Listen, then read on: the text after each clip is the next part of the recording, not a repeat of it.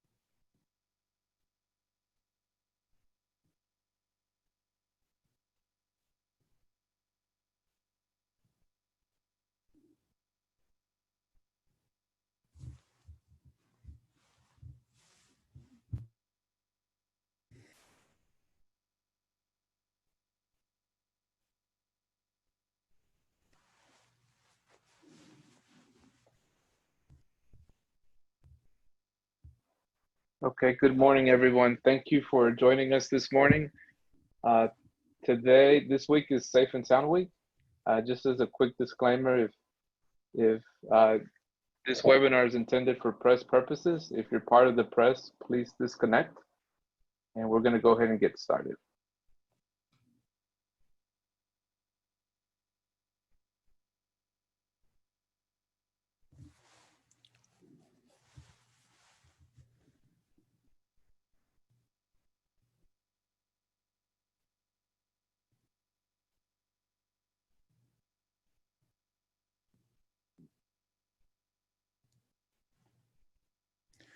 Okay.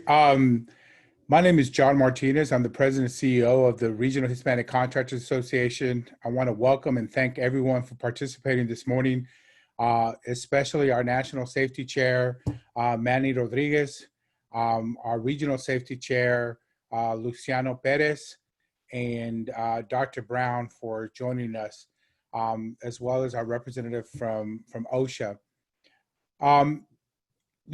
This morning I was on a webinar meeting with President Kaplan of the Federal Reserve here in Dallas. And a couple of things that he mentioned was that Texas remains one of the most robust markets for in the economy, and that we'll see negative impacts happening in other areas before we see it happening here. Something else that he mentioned was that the economy is going to get better. It's already rebounding. It'll get there faster depending on what we do and what happens with COVID, but definitely it will improve. I think that has to say, that's important in that his comment was, every indicator shows that strict adherence to wearing the mask and following other safety protocols means that economy will rebound even faster, like it has in other countries. So I'm not talking about the politics. I'm talking about whether men and women can get up and go to work every day safely and come back and make sure that they can feed and take care of their families the next month. And I think that construction and following safety protocols is the key to those elements. I know here in Texas, when they were talking about shutting down construction projects, it was creating a safety protocol that allowed us to continue working, especially in the Dallas-Fort Worth area. And part of that is that construction companies were used to having safety protocols, so we could adhere to the new rules and models for COVID much faster. So that's one. A good economy tied with good safety is good for everyone, not only the people working in construction, but our overall economy. I welcome you participating for the Safe and Sound, and then hopefully in September, you're participating in the National Safety Stand Down, because that awareness is going to ensure that we stay open safely. When we were threatened with the shutdown here in North Texas, one of the things that kept coming back is we're seeing construction workers not display safety protocols. And so we knew quickly we had to, there was a backlash, so to speak, of construction workers remaining to work but not following the COVID rules. And it was just a matter of making sure we could roll that out.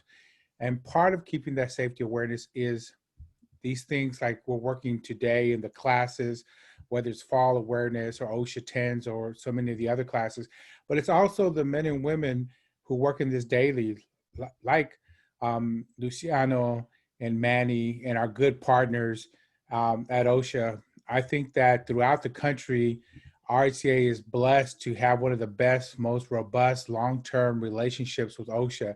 And OSHA, our members and our constituencies, see them as a partner in that we both want the same thing. We want safe working conditions so that our workers get to work in a safe environment, and most importantly, return home safely each evening. So with that, I thank you for your participation. I hope you pay attention to our speakers and you can learn a little bit more on the good things that you can do back in your workplaces. I didn't get a chance to say hi to Manny and Luciano, who are good friends, so I want to make sure to welcome them again. And Dr. Brown, I know that you're kind of filling in, but that you'll do a great job as well. And I look forward to seeing the results of this webinar at the end. Thank you, Julio. Thank you so much.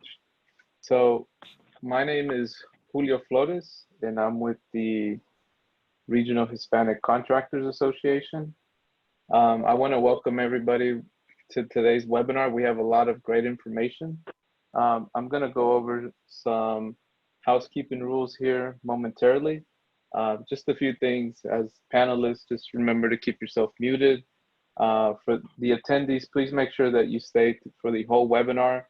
The webinar is being recorded and the presentation will be emailed out. If you have any questions, please make sure that you ask them in the Q&A portal, not the chat. That way we can manage the questions easier. There are some polls that we're going to launch throughout the presentation, so just be on the lookout for those. It's 2 polls. One will be launched here at the beginning and one at the end. If you get logged out or timed out, just make sure to use the same link that you did to initially log in. At the end of this, if you completed the course or the webinar today, you will receive a Safe and Sound certificate. If you give us about 2 days, we'll be able to get those to you, and we'll email you the certificate to the email that you registered for. So at this time, I'm going to bring up Mr. Manny Rodriguez. Manny? Good morning, everyone. Thank you for joining us. I know everybody's busy, but thank you. You are going to get some good information from Dr. Brown.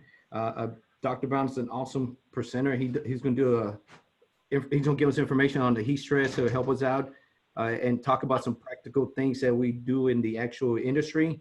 And Noe, he's one of our partners with OSHA. He's been around for a while and he's been helping us out.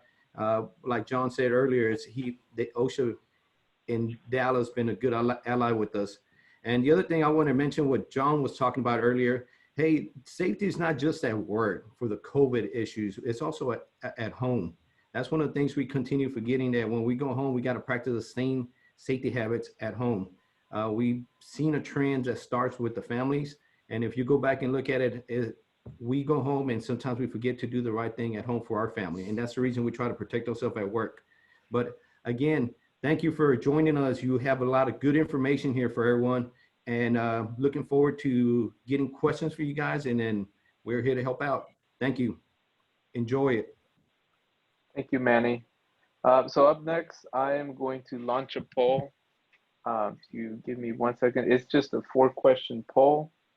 And I'm having one technical difficulty, so I'm going to exit out. And I'm sorry for my technical glitch that I'm having right now. But I am going to launch a poll. And it's just a simple poll to get a gauge of the audience. Few questions that I am launching right now. So you'll see a window that'll pop up. And the first question is asking, describe your role at the company.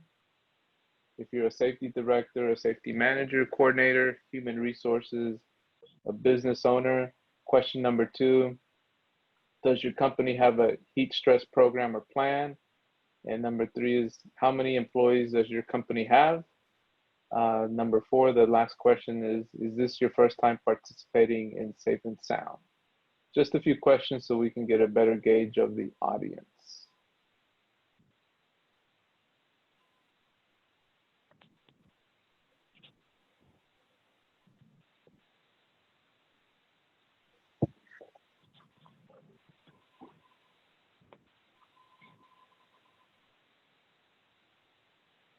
Okay.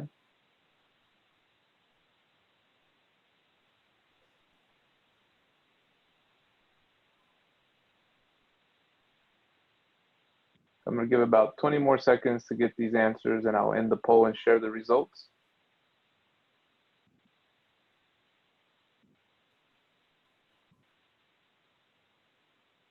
Okay, so I'm going to end the poll now and share the results with everybody.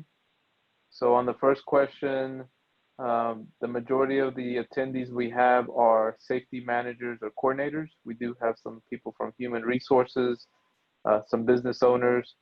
Question number 2, does your company have a heat stress program or plan? 74% said yes, 26% said no. How many employees does your company have? The majority, or I'm going to go 1 through 10, 24%, 11 to 30 employees, 15%, 31 to 50, 6%, 50 to 100, 6%, and over 100, 50% of the attendees have over 100 employees. And the final question, is this your first time participating in the Safe and Sound? 65% said yes. So thank you to those who are participating for the first time. So up next, I am going to bring up one of our key partners, Mr. Noel Butriago. He's the Assistant Area Director for the OSHA Dallas office. Noel, welcome. All right. Good morning, everyone. And thank you for having me here. Today, we will be talking about heat stress. Now, prior to the presentation, I was kind of thinking about some concepts also in addition to the material that is going to be covered. And one that came to mind is the occupational environment, its evaluation and control. Ultimately, that's what we are doing. It's also thinking about the concept of operations management, because every type of work that we do out in the field or inside our facilities is going to require some type of planning materials, equipment, personnel, and time. Time also plays a factor. I do believe that safety has to be integrated into operations and not just be a standalone program. And that brings me to planning and supervision. So planning for heat stress and adequate supervision.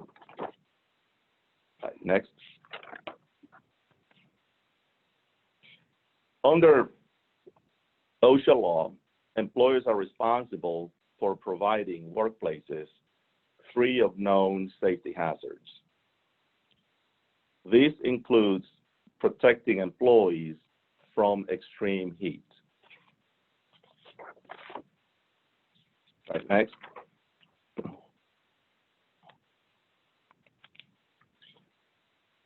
So in this slide, we're seeing an employer. What we have is a situation where we have an employer with workers exposed to high ambient temperatures should implement a heat illness prevention program.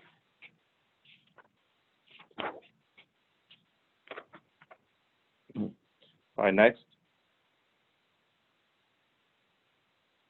Right, so we've done the intro, and then these are some of the things that we will be talking about today.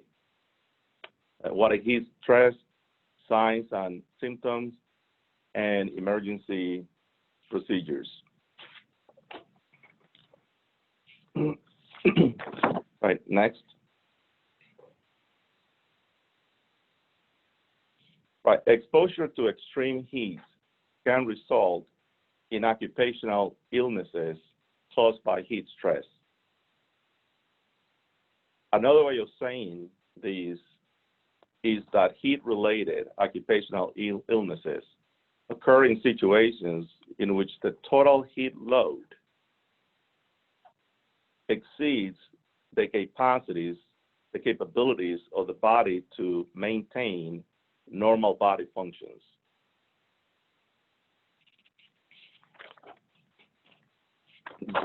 Next.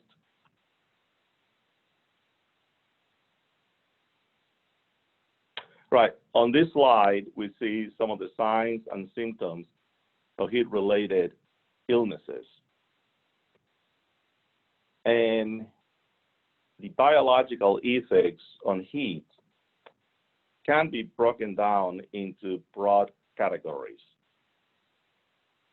And that is what we're seeing here.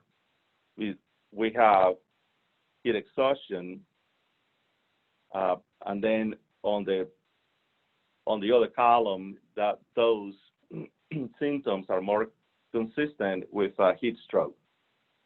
So heat exhaustion is often considered a precursor to the more serious heat stroke.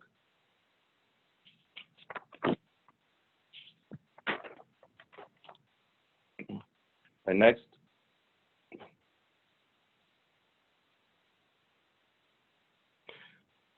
On this slide, we talk about some of the employer responsibilities.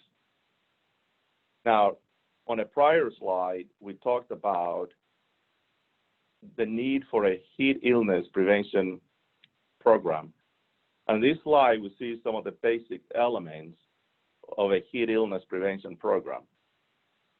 Drinking water, shade, written procedures, training and education for all employees.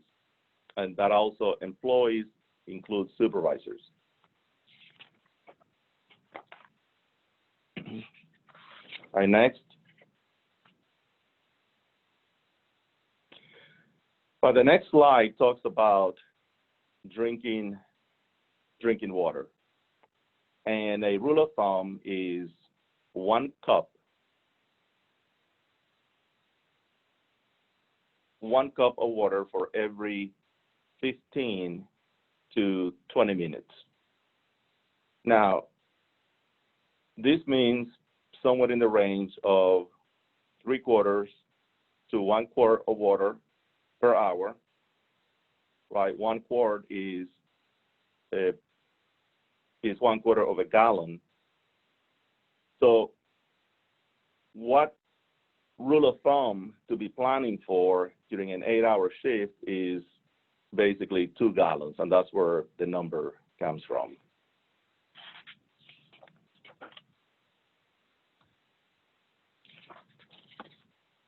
All right, next.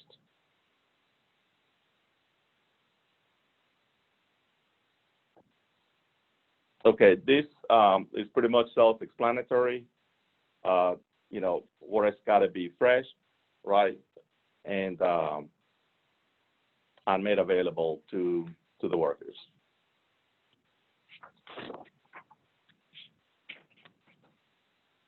Right, next.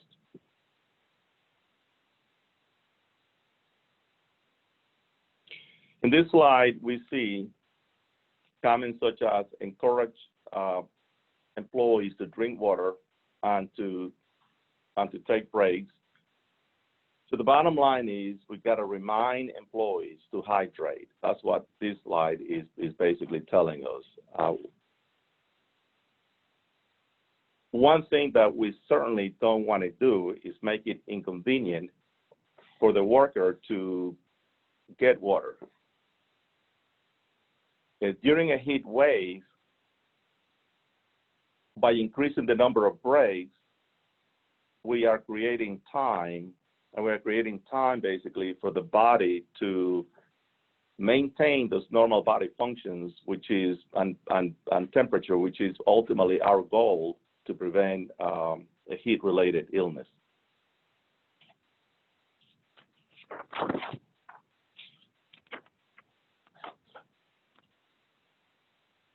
Next. So in this slide, what we're seeing is that drinking water is a lagging indicator. Drinking water when one is thirsty is a lagging indicator. So we don't want to wait until we are thirsty. By the time you feel thirsty, you are already behind in fluid replacement.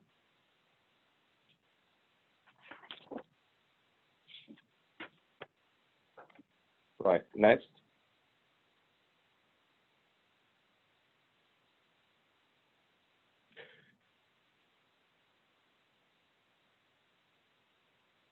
Okay, just want to make sure we're on the right slide here. There we go. All right.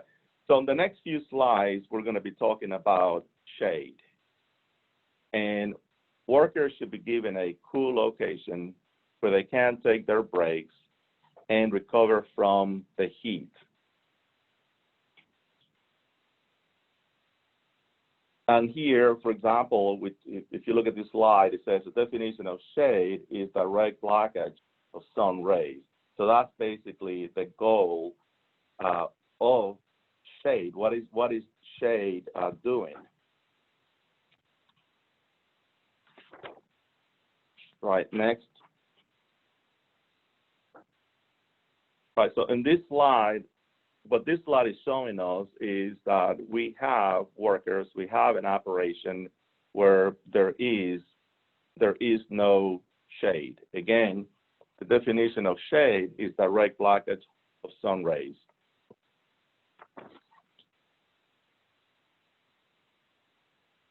Next.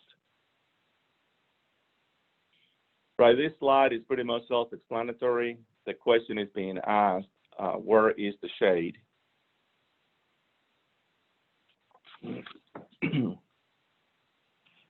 Next. And here we see examples of inadequate shade. And I mean, clearly what it says is the shaded area must allow the worker to be in a comfortable posture, and it is prohibited that they be exposed to another danger. So one of the things in looking at this slide here is, you know, to make sure that we have the right motivators at work. Comfort. Employees will look for comfort, and if we don't have the right shade, then you may end up in a situation like the one we see on the pictures here.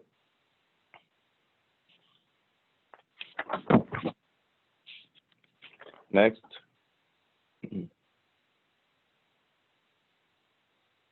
So workers should have access to shade at all times to minimize heat stress. Right, what is shade going to do? Shade is going to help us cool down. Shade and rest is going to help us do that. And here we begin to see a reference that the shade should provide cover for 25% of the crew. So I found this reference also on the OSHA website, and what I'm thinking is that not everybody's taking the break at the same time, and that's why the mention here is 25% of the crew.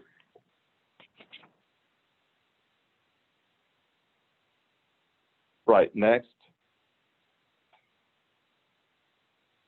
The next slide basically just talks about, we'll see the reference one more time to the 25%. So it's really talking about the same information that we saw on the prior slide.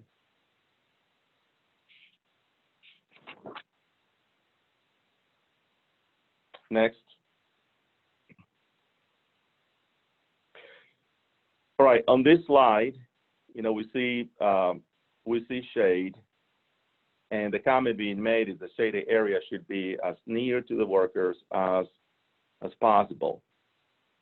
And then, so really, two comments here that I can make is, and it always goes back to the same thing. We are implementing controls to regulate the body temperature. Ultimately, that is what we are doing. And if the shade is too far from the workers, now we had talked about motivators before.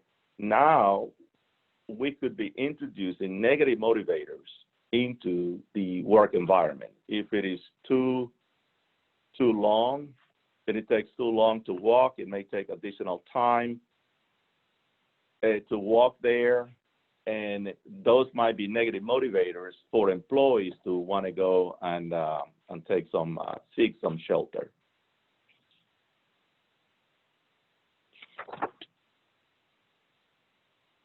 Next. Right, in this slide, we see an example of an acceptable shade.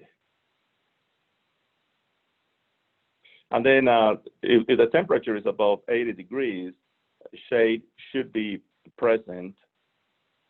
And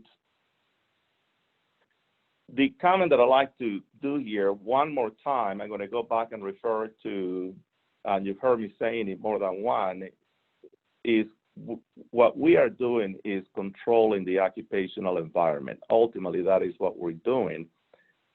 And what are some of the things that we have to be looking at is, what is the workload?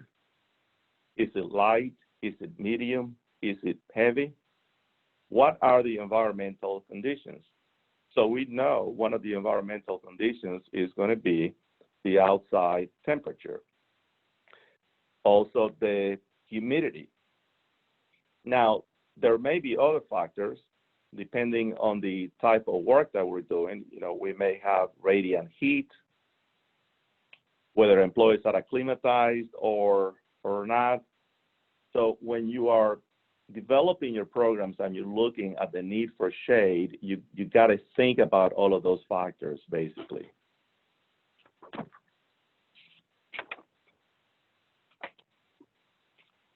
Next. So on this slide, even though the slide reads for agricultural employers, the concept applies to all employees, whether we are working indoors or outdoors. And we begin to see the concept of cool down. And what I would say is there are guidance documents out there that address cooling down periods as it pertains to the workload. And what I'm referring basically is depending on the workload, when we talked about the workload, the clothing, the adjusted temperatures, and all of the above, what amount of time should employees be working and what amount of time should employees be cooling down? Again, our goal is to maintain normal body function of the employees.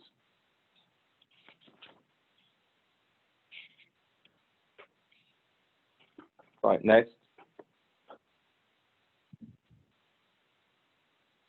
All right, one of the concepts, or on an earlier slide, we talked about a heat illness prevention program.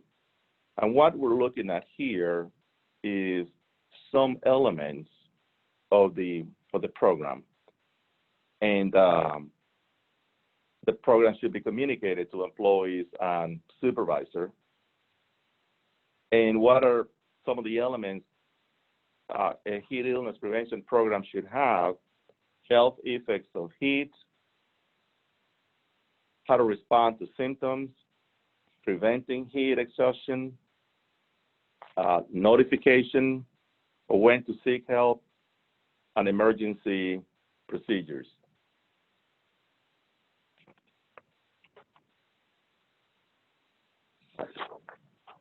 Next.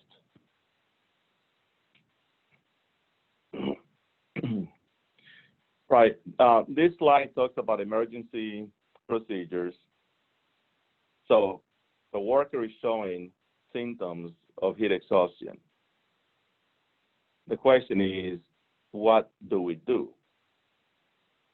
Which really translates into what is the training or guidance that was provided to the foreman, the supervisor, because that's who employees are going to go to.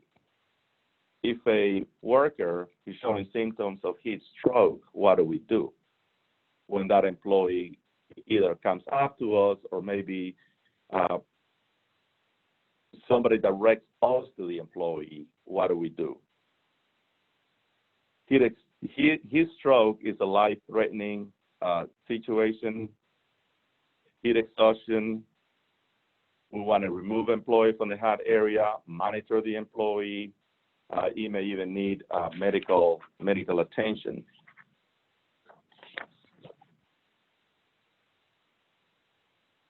Right, next. Right, on this slide, we pause, and I guess we open it up for questions. Yes, at this time, if you have any questions that you'd like to ask Mr. Noel, we make sure to ask them in the Q&A portal. We'll take a minute or two to see if anybody has any questions.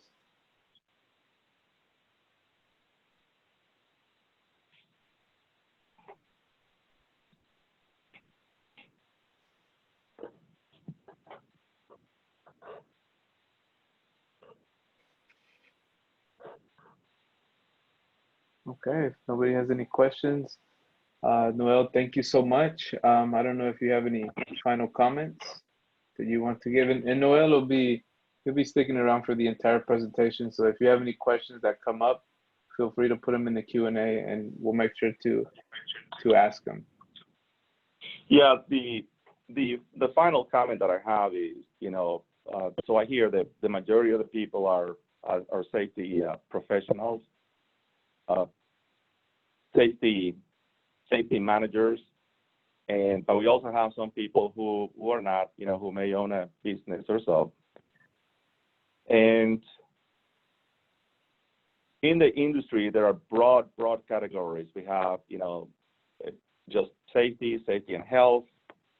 We may have industrial hygienists or so, but there is a lot of good information as far as heat stress, on the OSHA website, on the NIOSH website, so I'm sure you've gone and you've seen it, but I would encourage everybody to go back, and it's always good to review some of the material. There is a lot of good information out there. Thanks.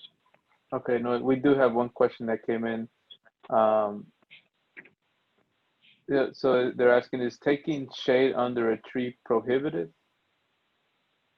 Right. So we don't prohibit anything, right? So we don't have a regulation on heat stress. So because we don't have a regulation on heat stress, we don't have a regulation that says it is prohibited. The only thing that I could tell you is we saw what the definition of shade is, and when you're evaluating the occupational environment, look at in the context of your overall heat prevention program. Okay. And there is another question about what are this question is being asked. I think our next presenter will be able to answer your question about the steps if somebody gets heat stroke. So Noel, thank you so much. And again, if anybody has a question, put it in the Q&A, and Noel will be sticking around and we'll ask him the question when we get to the next Q&A section. So thank you, Noel, for taking time to present today. Our next speaker is Dr. George Brown. He is the MD Medical Director for OcuCare International, and he's going to be giving you some great information with heat stress. Dr. Brown?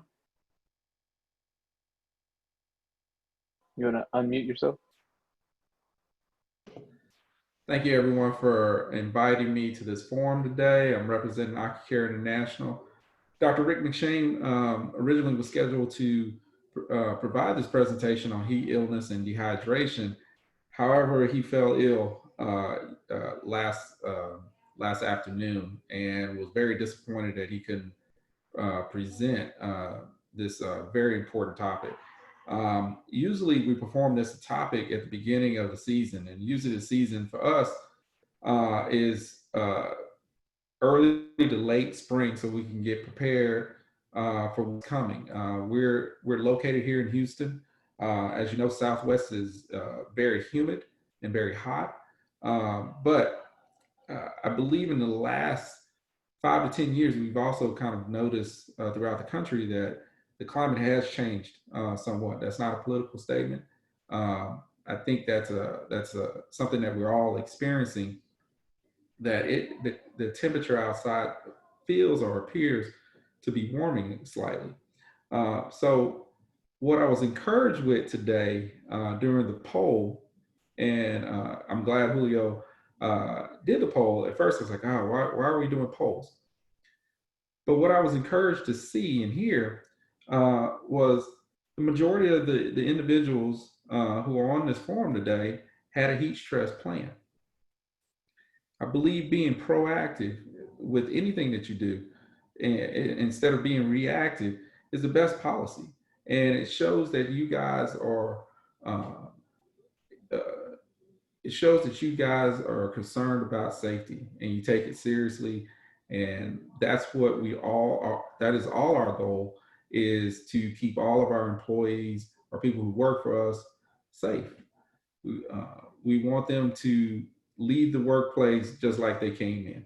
So once again, I want to thank everyone for allowing us to be your partners. I noticed that some of our clients are participants as well. So today I want to talk about heat illness, dehydration, some of the things that can cause or predisposing conditions that can exacerbate heat stress or heat illnesses. We're going to talk about things to prevent those events from happening. Also, we will have a case. Hopefully, if I can speed through this presentation as fast as possible, but stop me if you need to. We have a case where I think it's going to be interesting, and hopefully it will benefit you guys. I want to start by talking about how the body works.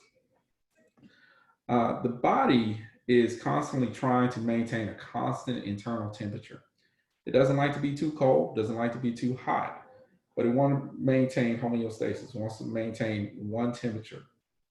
When it gets too hot inside, it does its best to get rid of that excessive heat. And it does that by increasing blood flow to the skin surface and releasing sweat onto the skin surface. When you have a heat illness, it usually begins, usually the first thing that you notice with heat illnesses is that you notice that their concentration is a little off. And this is due to the reduced blood flow to their brain. Reduced blood flow reduces mental alertness and comprehension. And as you know, in safety, if you're not alert or if you're not able to comprehend or focus, injuries occur. Reduced blood flow also happens to the muscles. This leads to fatigue, leads to weakness, and increased sweating. Heat illness classifications. Everyone hears about different classifications, and the things that scare people or what people think of first are the things that you rarely see, but it's the scariest thing of them all, and that's heat stroke. We'll talk about heat stroke, heat exhaustion, and mild heat stress. Mild heat stress is usually your employee will start exhibiting will start sweating, have some irritability, possibly a heat rash. They can advance to a little moderate heat stress, which would include heat cramps. Those heat cramps can occur anywhere in the body, can occur on the hand, can occur on the back, the legs, or the abdomen. They may feel like, hey, I'm tightening up. And so those can actually be very scary. The treatment for those two types of issues that can occur is rest in a cool, shaded environment, same as what Noel was talking about earlier, drink fluids, and possibly transport to a first aid station. But when we say first aid station, we're not talking about necessarily a shaded area.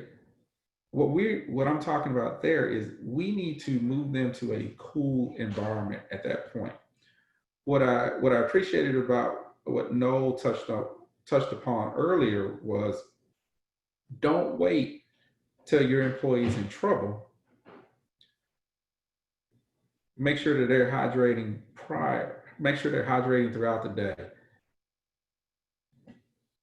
Heat exhaustion is the classification there's two classifications that we're going to be scared of or that we're going to focus on that everyone worries about: heat exhaustion and heat stroke. Heat exhaustion is profuse sweating, weakness, clamminess, pale skin, increased thirst, dizziness, headache, nausea, vomiting, and rapid pulse, fast or shallow breathing. These are emergencies. These should be taken seriously. That individual needs to be moved to a safe, cool environment. Once you've monitored this, remove that employee to a cool environment. If he's conscious, make sure he's drinking fluids. Now, when we say drink fluids, everyone sometimes, since he's hot, we want to give him cool fluids. If you give that person and let him guzzle cool water, he will throw it up. He will vomit. So be careful what types of fluids you give the individual. It doesn't have to be cool fluids. We want to be very cognizant of what we are giving the employee who's in trouble. You don't want to give him sugar drinks. You don't want to give him anything with high glucose or sugar in the fluids. We want to have electrolytes. I'm going to talk about squenchers because that's probably the easiest thing for everybody to remember. Squencher packs are easy. Have those on site. Everyone has those Zocker bottles or water bottles. It's easy to open up and pour into a water bottle, and it's an easy way to not only hydrate but give them back the electrolytes that they're losing due to that heat stress illness. Once we get them into a cool environment, you want to have them loosen. You want them to loosen their clothing. You want a cool rag application to their neck, also to their axilla and groin area. You want to either apply cold packs or cool rags into the axilla area, which is under the armpits, as well as the groin area. Heat stroke. Be honest with you guys, I've been doing this for almost 20 years. I've seen one severe heat stroke in that time period. And it was a very memorable event because this individual had neurological deficits after his heat-related injury. We don't ever want to get to the point where they're actually experiencing a heat stroke. There are mental status changes, loss of consciousness. This is an emergency. Please notify someone who has a medical background so they can make the determination of what you're dealing with. This is not something that you could probably deal with on your own. You may need to transport this individual. One of the other signs that you may notice is slurred speech, convulsions, which are seizures,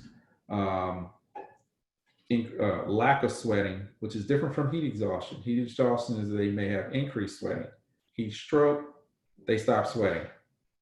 They are completely in distress. Everything inside the body has stopped working at that point. Once again, remove that individual to a cool environment, get in touch with a medical professional or transport. If he's conscious, make sure he can drink fluids and maintain those fluids. Don't let him guzzle fluids.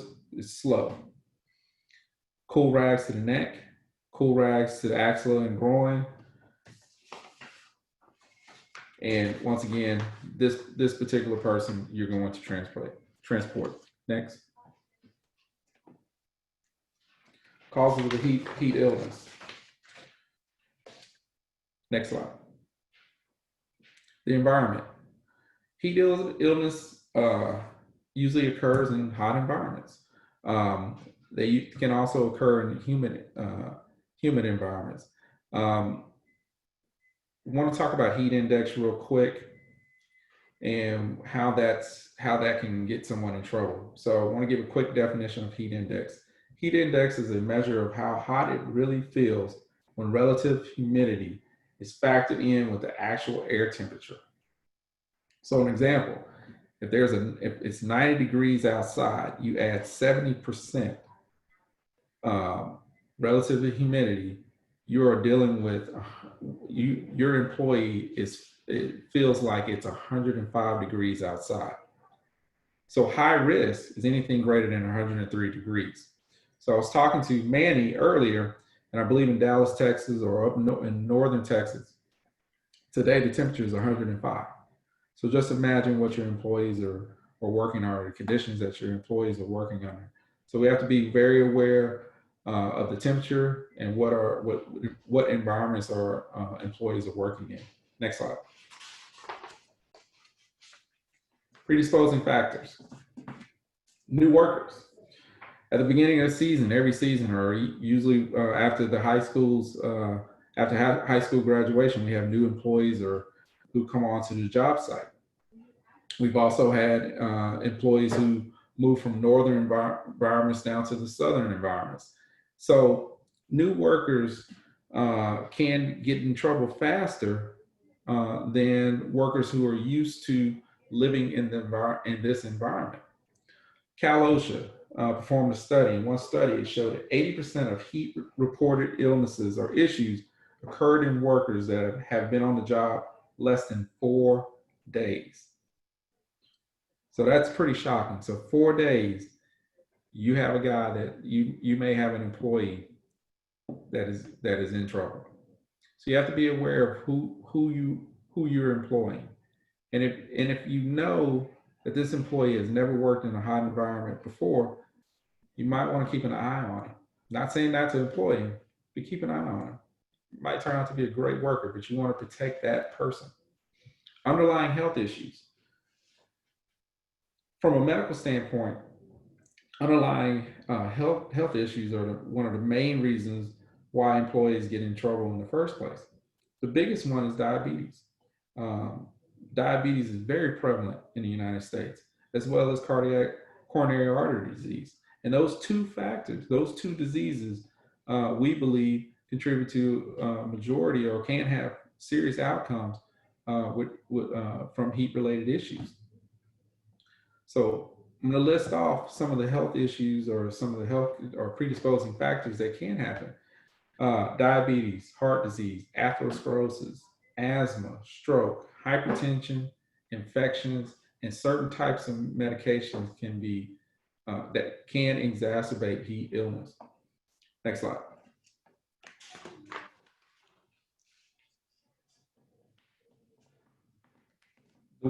I believe everyone can see this one. Predisposing factors. The biggest predisposing factors I think that we all run into is alcohol intake. Most of our employees or most of our workers enjoy an alcoholic beverage or a cool alcoholic beverage after work, but they can also take that home as well. And so we have to practice safe. I believe Manny was talking about. We have to practice the same safety mindset at work as well as at home.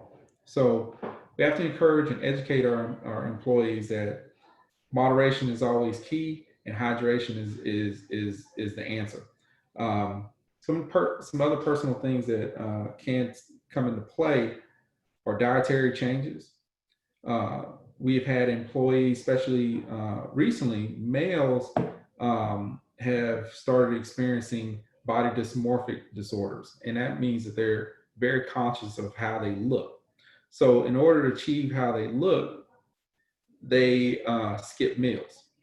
And as we know, if you skip a meal, you are predisposed to running into issues with heat stress.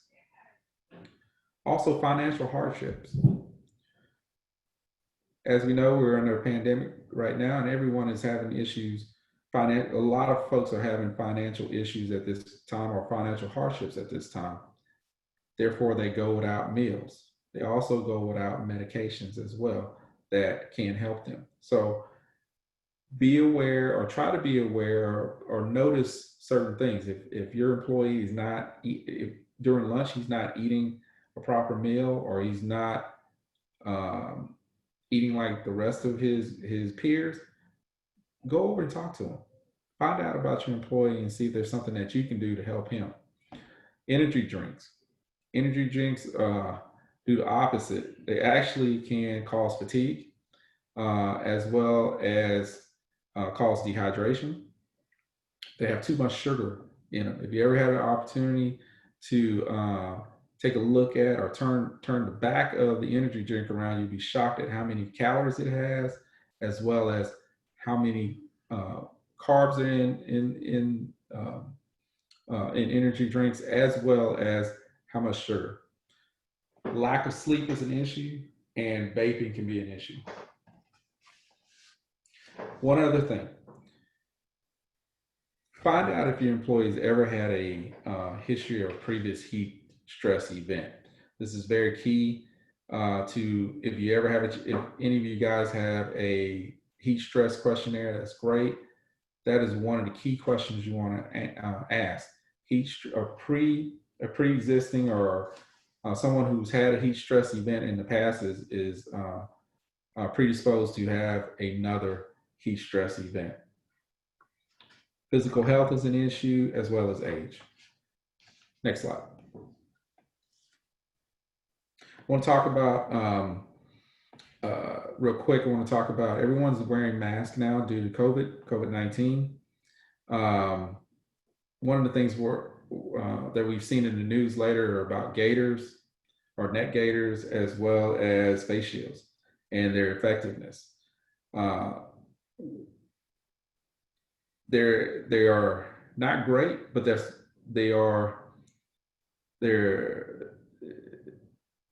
good as what we can expect them to be. So the thing I want to talk about is cotton face masks.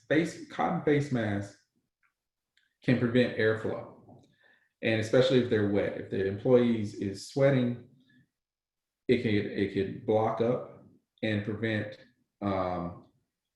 airflow, especially when wet. So this increases the chances of a heat stress illness. So you have to be aware of employees who are wearing face protection and running into a heat stress event. Next slide.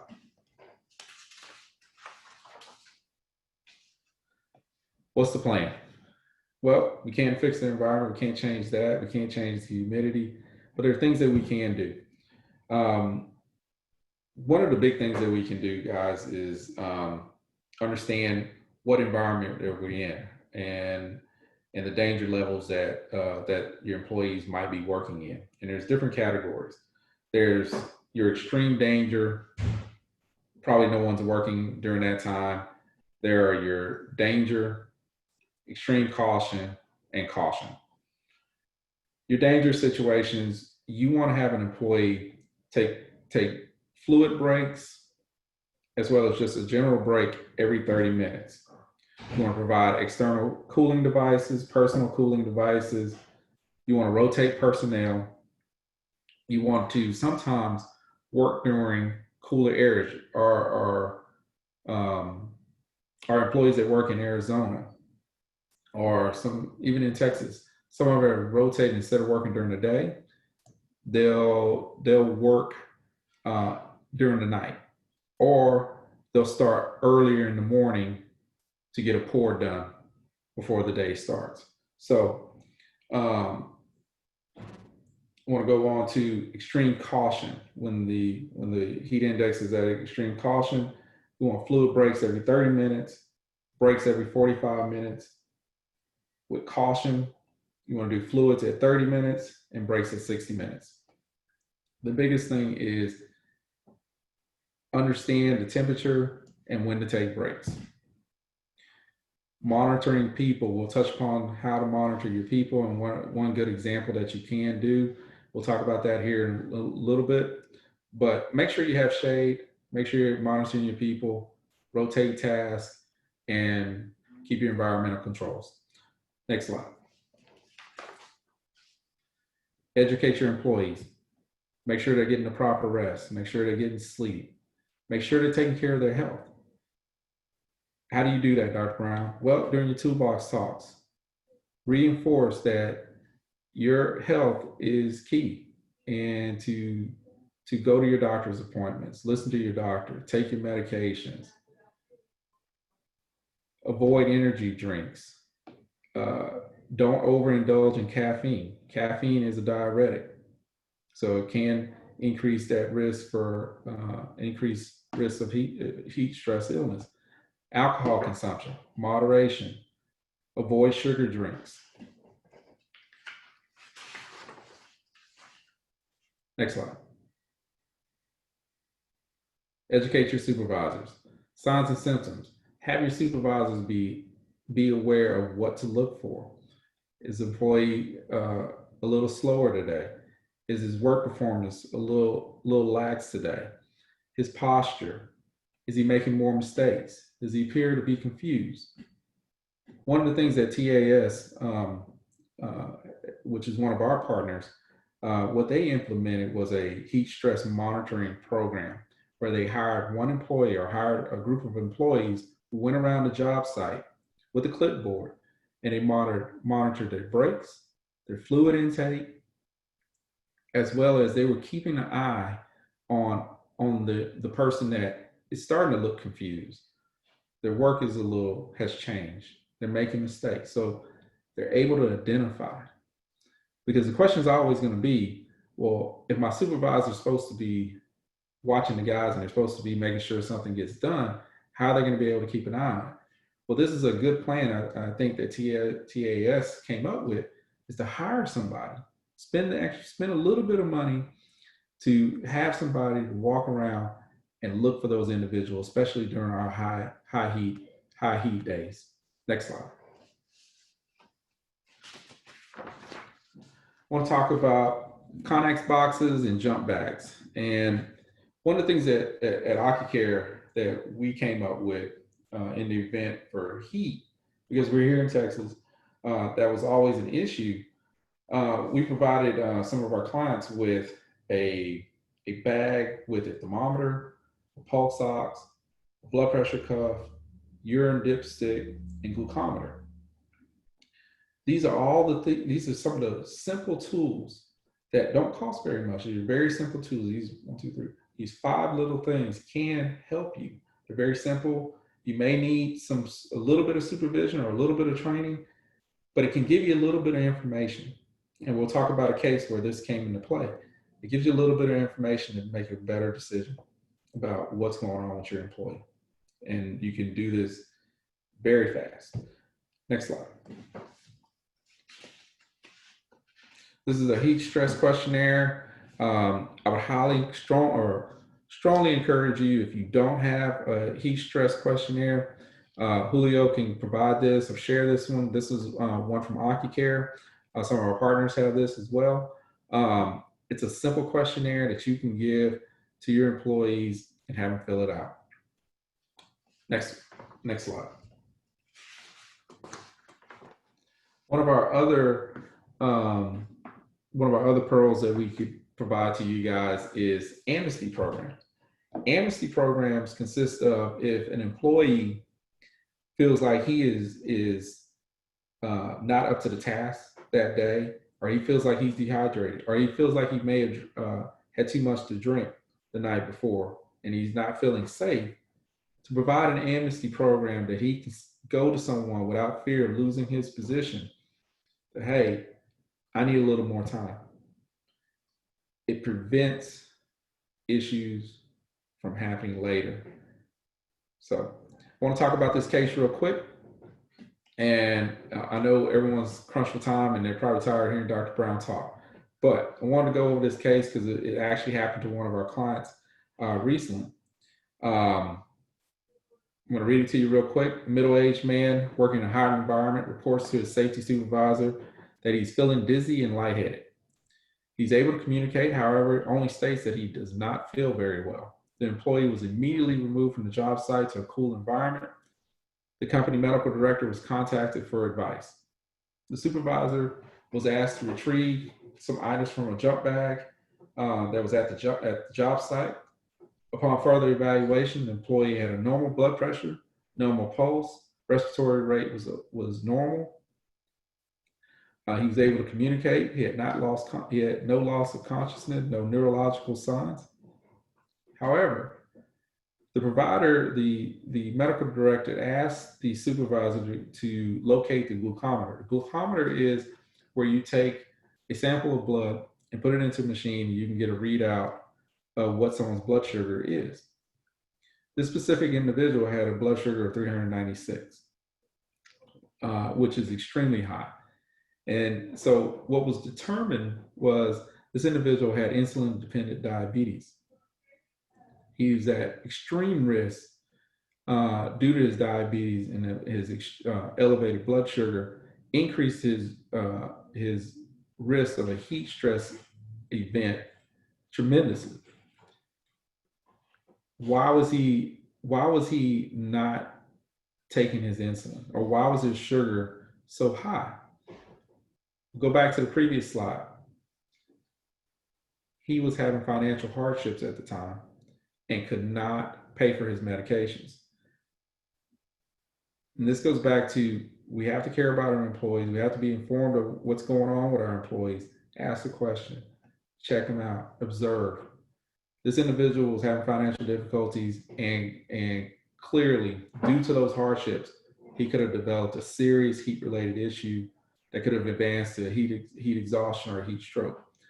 It was caught early. It was identified early. We got him to where he needed to be. So these are real life things that can happen, and you have to be aware of those. So ask questions at all times. One of the things that we found also is that majority of our heat-related illnesses are either due to pre-existing conditions that were exacerbated by heat, or these individuals were dehydrated prior to them coming to work, and they got in trouble because they were already behind. So that's the end of this presentation. I know it was quick. Try to throw a lot of things out at you all at once.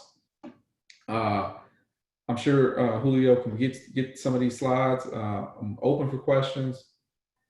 We try to run through it real quick because what we found is that questions are usually a little more informative anyway. So once again, it's a pleasure talking to you guys.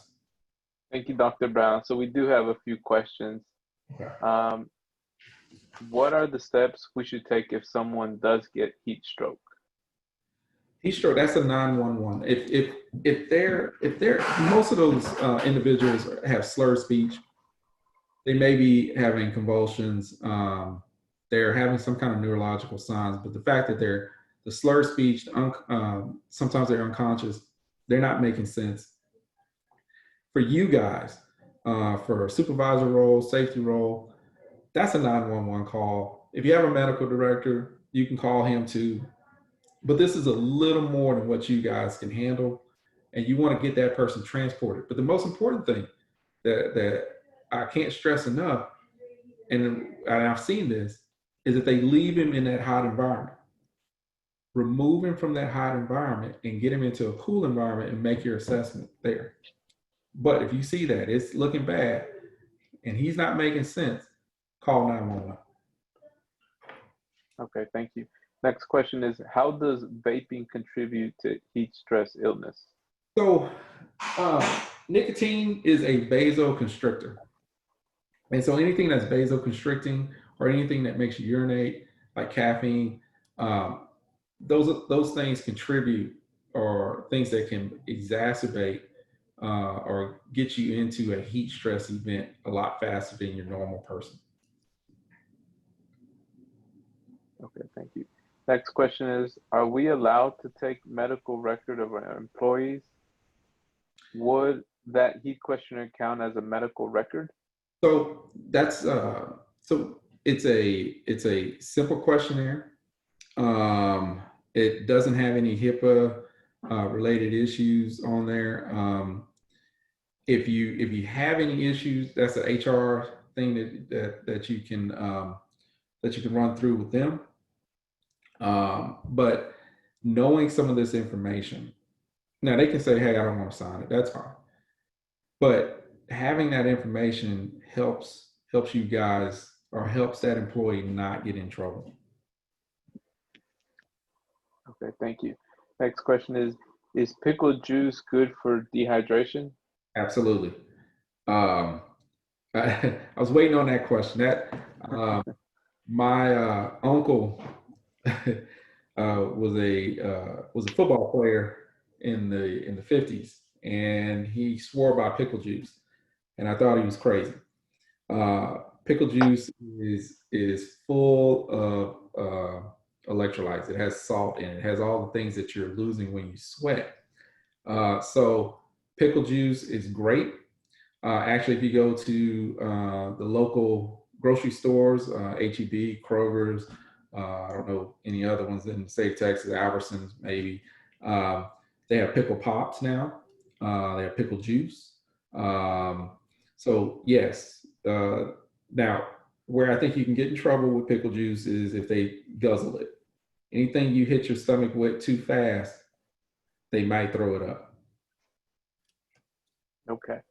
Next question is, oh, I'm sorry. Do you want to continue? Oh, no. I was going to say, actually, we keep the pickle pops at our clinic. We have 5 locations here in Texas, and we stock up on pickle pops. One of my clients, I told him about pickle pops, and he went up and bought the whole aisle. He bought every pickle pop that they had for sale that day. So he keeps them. You can freeze them, or you can keep them unfrozen. Both of them work. Okay. Next question is, how much of a difference does it make to protect the individual if they wear a long sleeve versus short sleeve?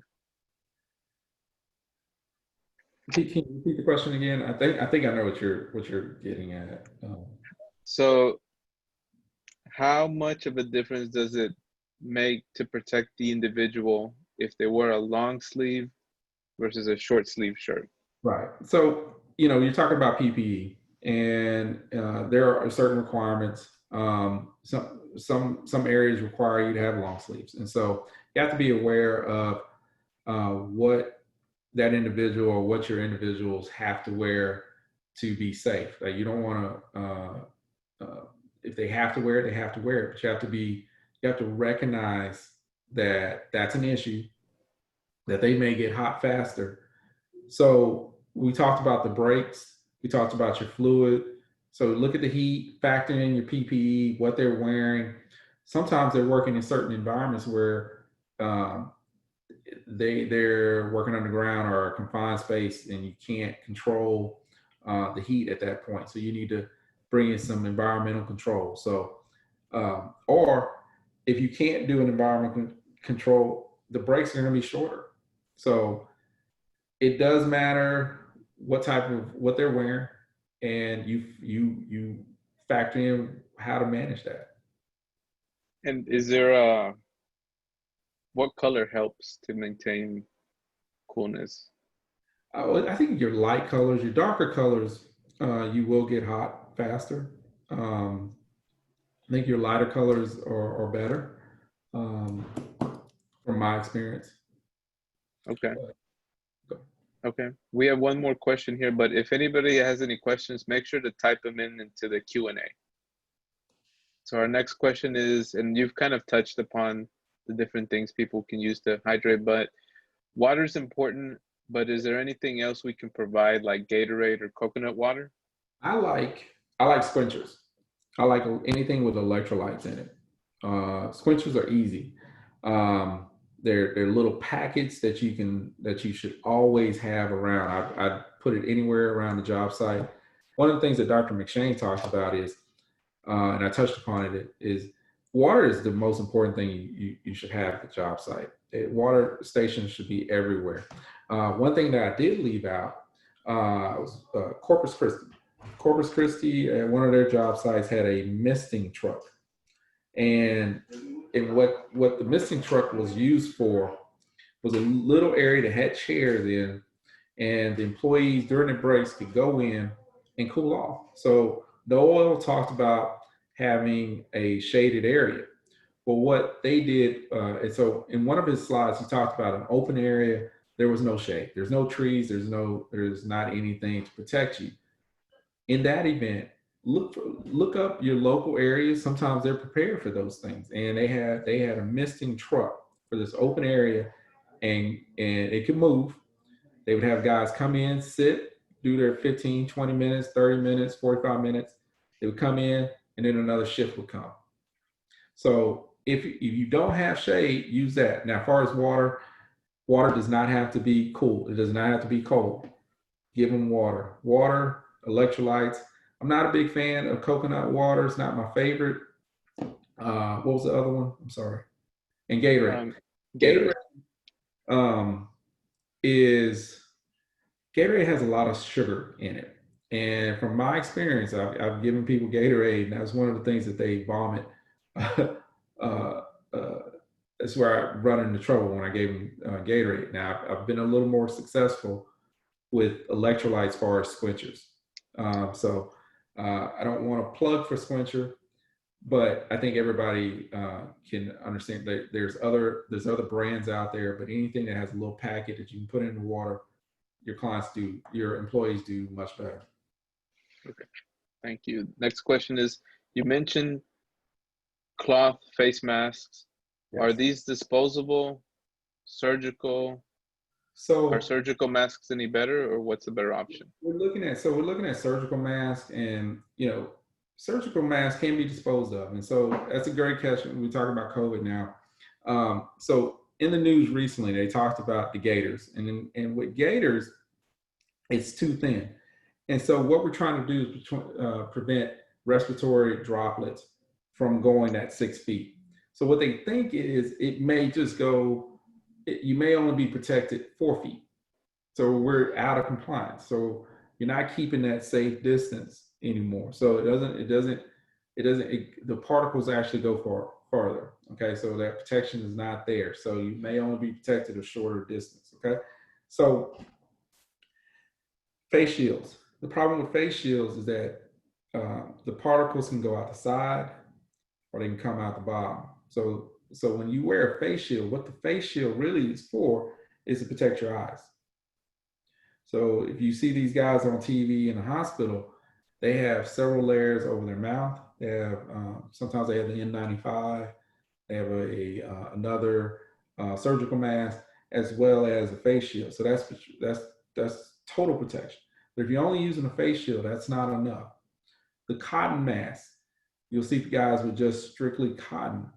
And what happens with cotton, as you know, when you sweat, cotton is a little more sticky. And it's a little more porous sometimes. But the problem with cotton, as far as from breathing, is that the air exchange is inhibited. And so these guys are not expelling as much as they should. And so it gets hotter. And so they run into fatigue issues and some other issues that occur. So, but at the end of the day, this is as good as we got. This is what we have. And this is what we're dealing with at the time. No mask is not acceptable. You can't, that's not an accepted practice. You should wear a mask. John talked about that earlier. We know that wearing a mask helps. And that's not a political statement. We know it helps. So wearing something helps. I think N95s are better, but we have a shortage. So wearing something is important. Okay, thank you. So the last question we're going to take in, and part of the points I wanted to reemphasize is planning, prevention. I think it is important that you do know your employees, like Dr. Brown and Noel have said. You got to know your employees so you know how to plan for them, right? Our last question is, and I think if you think about like an athlete or anybody that does physical work, you have to be able to prepare your body. If you try to drink water the morning of, it's important, but it's probably too late to be drinking water that morning. So our next question is, should a person begin hydrating the day before any strenuous activities begin? Yeah, I think you, Joe, you hit it right on the head. You have to hydrate all the time, all day. That should be a habit for you guys. If you live in the southern states, we are naturally dehydrated all the time. So you must hydrate all the time. Now you hear guys say, I hate the taste of water. Well, water doesn't have a taste, but you must hydrate. Now, I'm glad you brought up athletes. Think of our employees, or think of your employees as industrial athletes. Think about what they do. They are picking up heavy things. They're pushing heavy things all day long, 8 to 12 hours a day.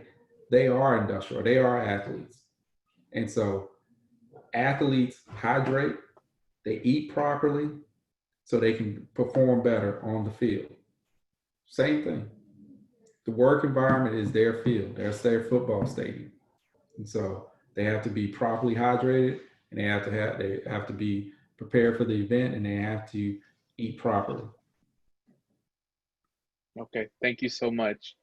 Thank you, Dr. Brown, for all your information. For those of you, like I mentioned earlier, this webinar is being recorded, and we will provide the information via email to the email that you registered to. Thank you to Noel and Dr. Brown. If there's any more questions, feel free to put them in the Q&A.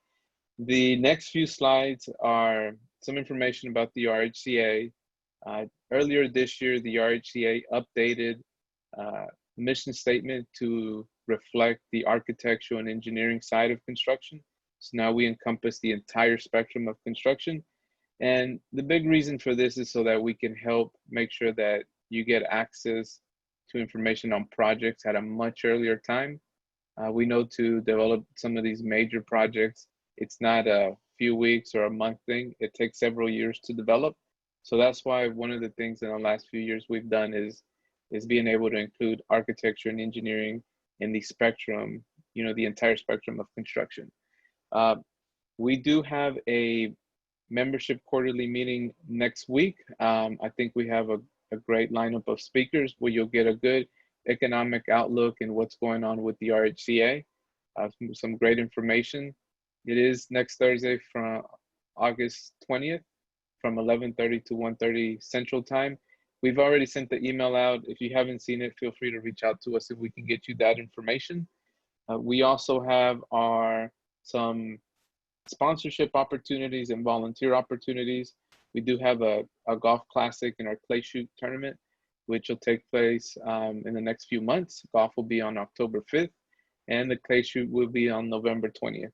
So if you're interested in volunteering or sponsoring a team, please give us a call and we'll make sure to take care of you. And one of our big initiatives is we have an initiative throughout Texas to train 1,200 workers. And so on Friday, August 28th, we've partnered with several organizations throughout the state of Texas to provide free fall protection training.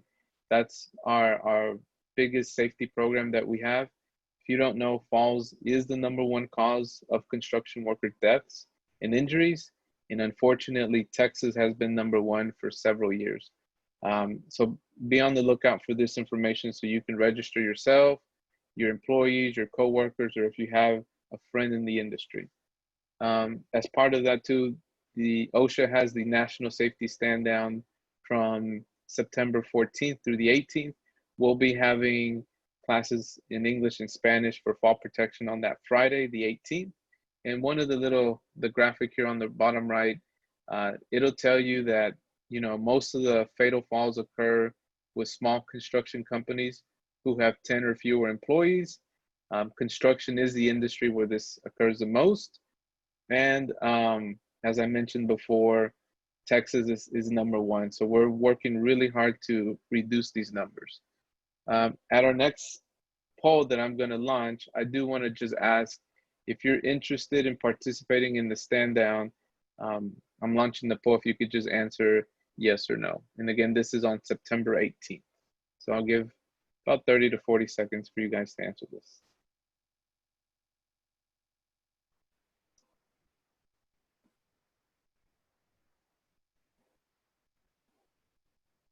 And while the rest of you continue to answer this question, I do want to briefly touch about our membership opportunities. We have a lot of great information that we provide. We have something going on every week. So if you're not a member and you're interested in becoming a member, please let us know. This is our membership information here, the different levels that we can provide. We offer, like I mentioned, we offer several things every week. And one of the neat things too about learning about project opportunities is that we do send out a newsletter every Monday evening on opportunities that are not only here in the North Texas area, but also in other parts of the state. So I'm going to end the poll now. And it looks like we have about 75% that do want to participate. So we'll be reaching out to you, or feel free to reach out to us and we can discuss how your company can participate in the stand down. So up next, I'm going to bring up Mr. Luciano Perez. Luciano is our Safety Council Chair. Luciano. Hello, good afternoon, everybody. We're just gonna wrap it up this afternoon.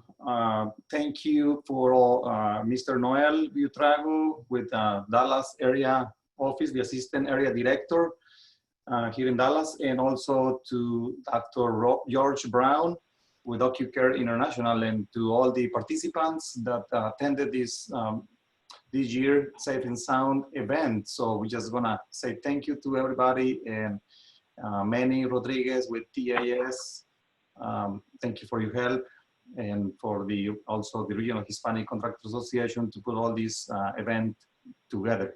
So thank you to everybody. And hopefully this presentation, it was an awareness. We learned a lot from the presentation, and so we can take them, like Manny Rodriguez said earlier, we take that information also home. Thank you. Yes, thank you, Luciano. Pleasure being here. I really want to thank Manny and Luciano. They were the architects of this idea several weeks ago when we put this together. I know we're right in the middle of the summer, and today here in Dallas it's 105. So I think it's even more important that we reemphasize the importance of managing and planning and preventing. So thank you so much. Our information is here if you want to reach out to us. You can visit us on our website or give us a call. Noel, did you have any other comments you wanted to provide?